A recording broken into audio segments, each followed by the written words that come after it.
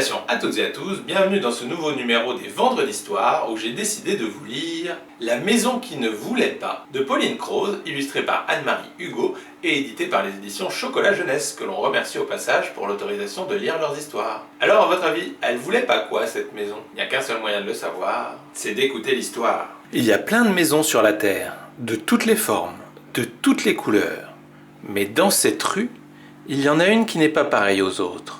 Elle ressent des choses. Entre ses murs, elle sent sa petite famille en pleine effervescence depuis quelques jours. Cette maison n'est pas née de la dernière pluie. Depuis qu'elle a été construite, elle a déjà éprouvé cette sensation et comprend vite ce qui se passe. Monsieur et madame déménagent. Lui, au grenier, trie les vêtements et les chaussures d'hiver. Le mois d'avril touche à sa fin, ils n'en auront plus besoin maintenant. Elle, au premier étage, range des rayons entiers de livres lus et relus qu'elle décide de donner. Cela fera plaisir à quelqu'un, et 2 cartons en moins. Leur petit garçon, Bastien, n'est pas du tout triste de partir. La maison est un peu vexée. Au milieu des cartons qui patientent, bouche ouverte, il n'y a plus beaucoup de place pour passer. C'est une véritable ville qui s'apprête à être engloutie. Les étagères se vident de leurs habitants. Les robots, les jeux de construction, les masques. De son lit à tiroir qui devient trop petit, il sort un sac en maille rempli de billes, des boîtes de puzzle, l'une à l'image d'un vaisseau spatial vu à la télé, l'autre à l'effigie d'un pharaon, puis d'autres encore. Quelques pièces se sont mélangées. Il range aussi sa tenue de super-héros. Il l'aime tellement qu'un jour sa mère, venant le réveiller, l'a retrouvé déguisé dans son lit. Il faudra attendre pour de nouvelles aventures, car pour l'instant le héros, c'est le scotch. Le soir venu, monsieur et madame jettent un œil attentif sur un catalogue de décoration. La maison l'avait aperçu qui traînait sur la table du salon. Elle pensait que c'était pour elle, pour lui refaire une beauté.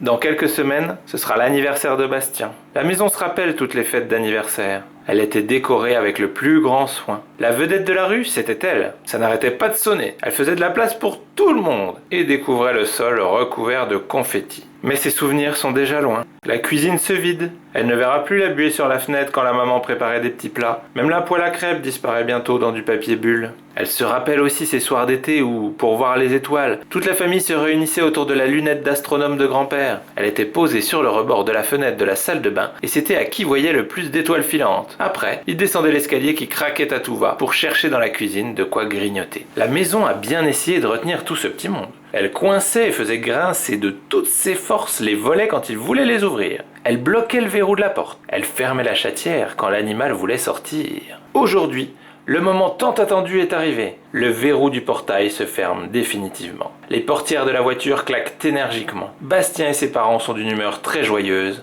et chacun a des projets en tête. Quant à la maison, elle se sent nue. Son ventre est vide. Elle a faim d'existence et de bruit. Elle aussi voudrait être d'humeur joyeuse et avoir des projets. Quand il n'y a personne à protéger, à abriter, que peut-elle faire? Alors, pour tromper l'ennui, elle se visite. Elle va du sous-sol jusqu'au grenier, regarde ses peintures, fait son tour de propriétaire.